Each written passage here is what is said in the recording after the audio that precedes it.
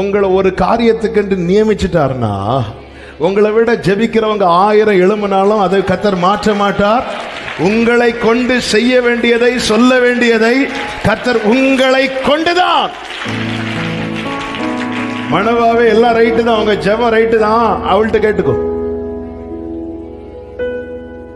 அவள்கிட்ட கேட்டு, நான் அவள்கிட்ட சொல்லிட்டேன், நீ அவள்கிட்ட கேளு. நீங்க சொல்லுங்க ஆண்டவரே.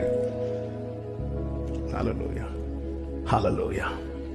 ஆண்டவருடைய செயலை பாத்தீங்களா? அதனாலதான் சொன்னேன், உங்களை ரொம்ப ஒதுக்குறாங்களா, ரொம்ப தள்ளுறாங்களா? ஹல்லேலூயா. அதாவது பேதுருவுக்கு தேவையான வரி கட்டுவதற்கு வேண்டிய ஒரு பணத்தை எப்படி ஒரு மீனின் வாய்க்குள்ள வைத்திருக்கிறாரோ, அப்படியே நம் குடும்பத்துக்கு வேண்டிய மன்னாவை கர்த்தர் நம் வாயிலே வைத்திருக்கிறார்.